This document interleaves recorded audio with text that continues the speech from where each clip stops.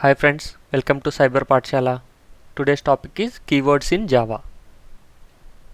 In today's topic we are going to discuss about what are keywords in Java and explanation on each keyword and when to use which keyword. And as usual, train your brain section and as well as Q&A session. What are keywords in Java? Keywords are the predefined words in Java got defined by Java itself, and we also call them as reserved words. And every keyword has a specific meaning and purpose for it, and we should not use these keywords for variable names or identifiers. Keywords are very important in Java. If you know when to use which keyword and how to use it, I can confidently say that you are very good in Java. So today I am going to cover all the keywords in Java with a basic explanation, and I will also explain all these keywords individually in our further sessions. So don't skip this video, watch it completely. Let us start with the abstract keyword. So abstract means incomplete. So we use this abstract keyword to declare the abstract methods or abstract class. So if you declare an abstract method, means it is an incomplete method, and if you declare an abstract class, it means it is incomplete class. Assert. Assert means assumption. So if our assumption is wrong, we will get a java.lang.assertion error. So I'll give you an example here. So I am assuming that my bank balance will be greater than 500.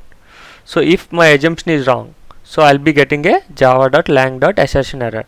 To write this condition, we must use the assert keyword, and by default these assertions will be disabled. If you want to enable them, we must use a java space -ea enable assertion or -ea command to enable the assertions.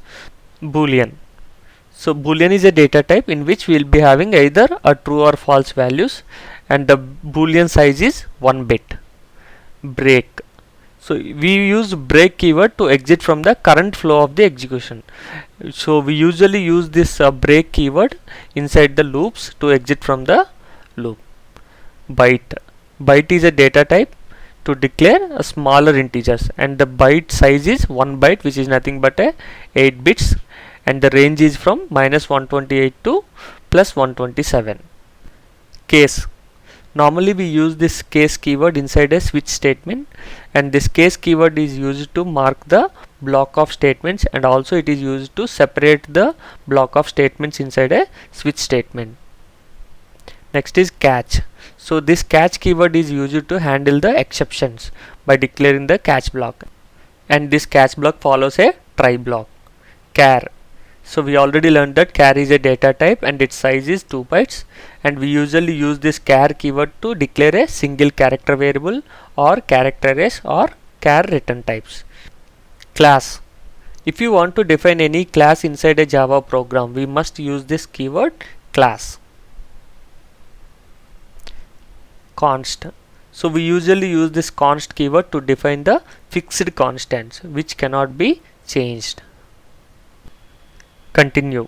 Continue will be used to skip the next set of statements from the execution, and we usually use this continue statement inside the loops to skip the next set of statements. Default. Default is an access modifier to specify the scope of the variables, methods, classes and interfaces, etc. And if there is no access modifier specified, still it will be considered as default only. Do. Do is a keyword which will be used in a do while loop. Double.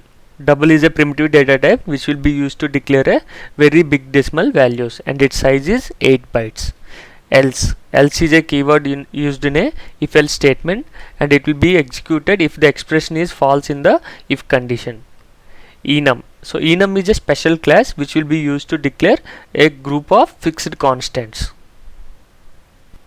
Extends. Extends keyword is used to inherit the properties or behaviors from the other class, and it is also used to implement the inheritance. Final. So final is a keyword to declare a final variables or a final method or a final class. So if we declare a variable as a final which cannot be modified, if we declare a method as final which cannot be overridden, if you declare a class as a final, so which cannot be extended further. Finally. So finally is a keyword used to declare a block which follows a try-catch block, and this will definitely execute irrespective of an exception occurs or not. So I'll give you an example here. So let's say you have written a program which handles with a database connection. So you opened a connection, and while executing a program, for some reason an exception happened. So what happens is, when an exception happens, so the program terminates from there and the database connections won't get closed, and those connections will be kept open only. So as a good programmer, what we need to do is we need to close all those connections and any database connection that we have.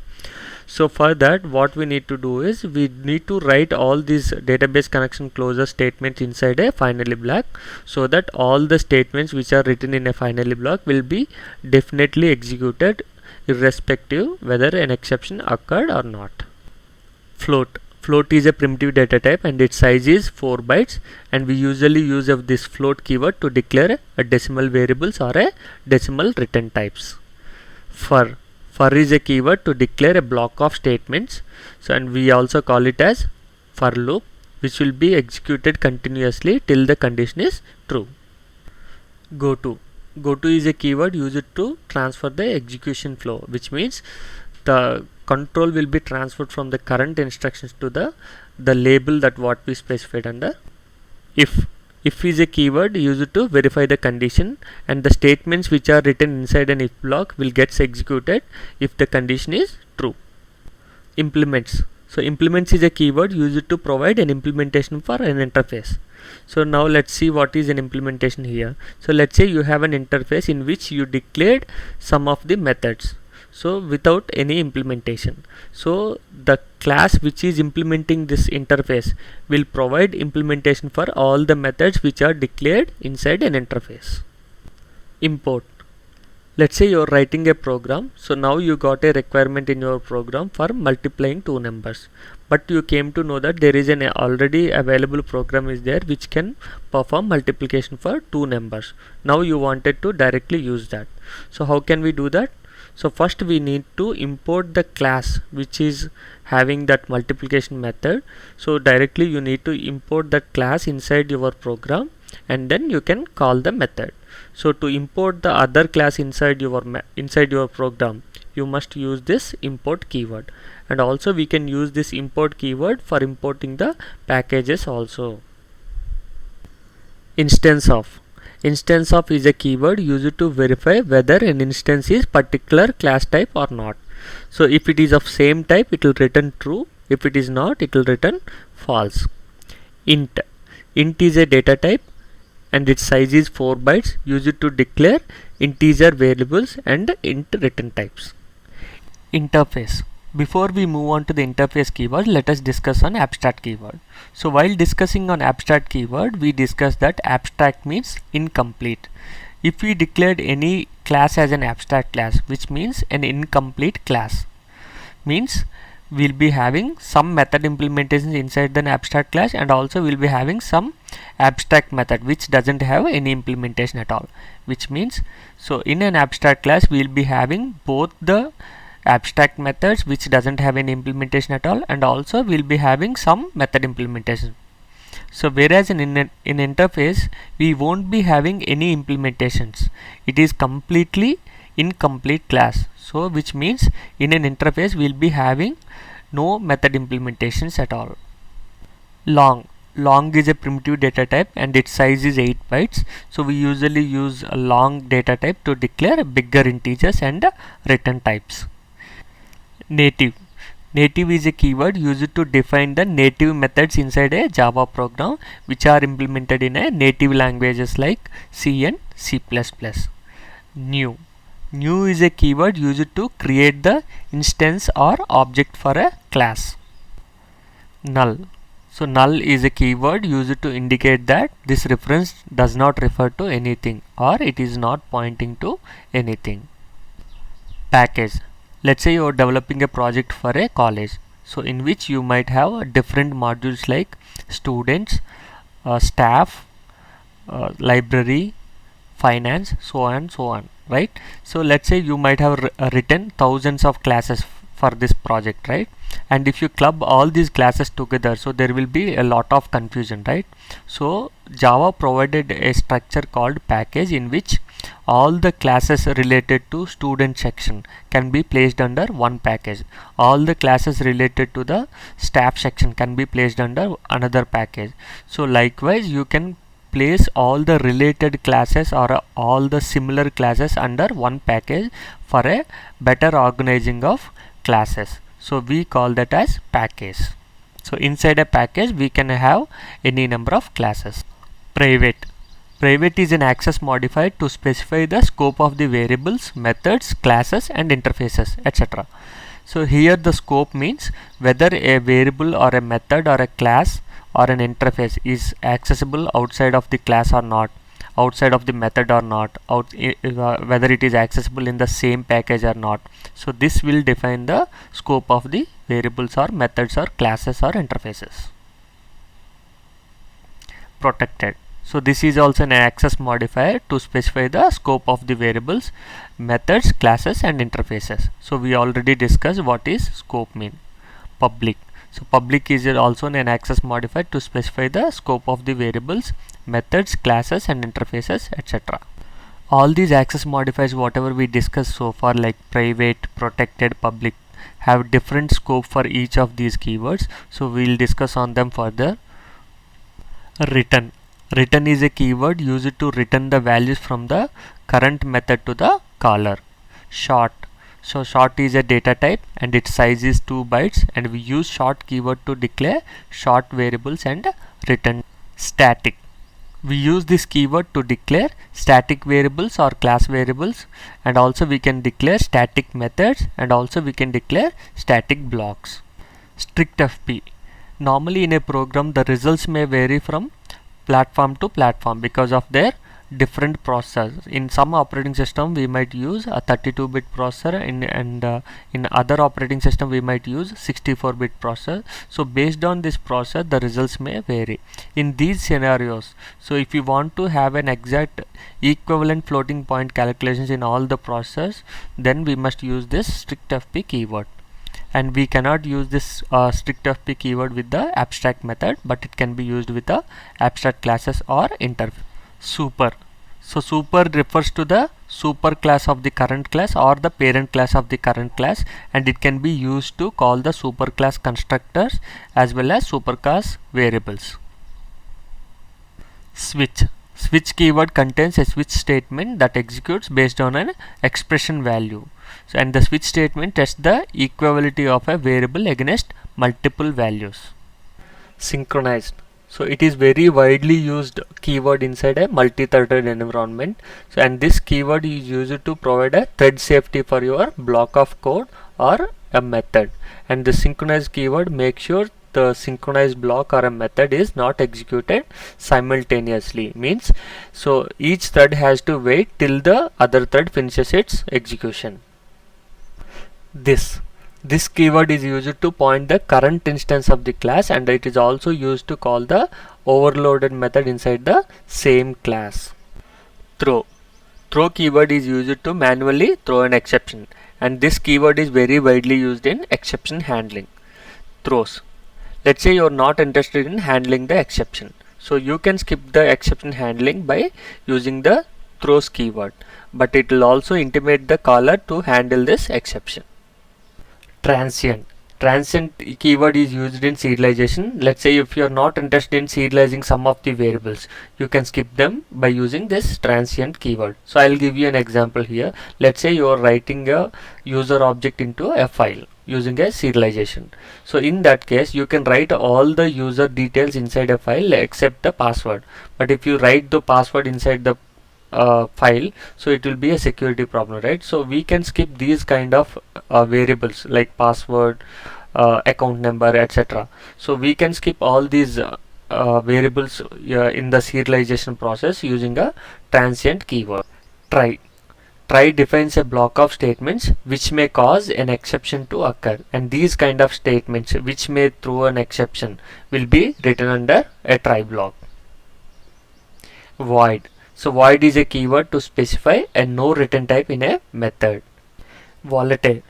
Let's say you're working on a multi-threaded environment and there are some variables which are very frequently getting changed by the multiple threads. So these kind of variables needs to be declared as volatile, so that when you declare a variable as a volatile, so the JVM directly reads from the main memory. While is a keyword used to define a block of statements which can be executed by iterating multiple times till the condition is true. Comments. Ideally, these comments doesn't play any role in the functionality of a program, but it is very helpful for the programmers to understand the purpose of a particular block or a statement inside a code, which means it provides the information on a particular block or a statement, why it is written and what is the purpose of that code, etc. And it is also very helpful for the next generation of programmers to understand the legacy code. So we have two types of comment, single line comment and a multi-line comment. To write a single line comment, we must use two forward slashes followed by a text, so which can be helpful for a programmer. And to write a multi-line comment, we must use a single forward slash followed by an asterisk symbol and multiple lines of text, so which will be useful for a programmer, and followed by an asterisk symbol and then a forward slash. Next is train your brain session. Previous session train your brain question is, in a bus there are 7 people and each one carries 7 bags and each bag contains 7 cats and each cat carries 7 small cats. How many legs are there in the bus? So now in the bus we are having 7 people, and 7 into 2 legs we will be having 14 legs for the people, and the total bags are, each person is carrying 7 bags, totally we will be having 49 bags, and each bag is consisting 7 cats, so the total number of cats is 49 into 7, which is 343. So for each cat we will be having 4 legs, so the total legs is 343 into 4, which is 1372, and the each cat is again carrying 7 small cats, so the total number of small cats is 343 into 7, so the total is 2401, and each small cat is having again 4 legs, so the total legs for small cats is 2401 into 4, which is 9604. So the total legs is 14 for people and 1372 for cats and 9604 for small cats, and the total is 10,990 legs. Aruna Garu and Swati Garu answered it correctly. Congratulations to both of you. Today's session train your brain question is, you have given 2 ropes and a lighter and each rope takes exactly 60 minutes to burn completely, and the given ropes burn inconsistently. For example, if you light it at one end, the first half of the rope may burn in 5 minutes while the second half may take 55 minutes. How do you measure out exactly 45 minutes? I am repeating the question again. You have given 2 ropes and a lighter and each rope takes exactly 60 minutes to burn completely, and the given ropes burn inconsistently. For example, if you light it at one end, the first half of the rope may burn in 5 minutes while the second half may take 55 minutes. How do you measure out exactly 45 minutes? If you have any questions in today's session, please write down them in the comment section. I'll pick the top 5 questions which will be useful for everyone, and those gets answered in the next session. If you directly come to this video, here we have the complete playlist. Please go through it. If you haven't liked this video yet, please click on the like button.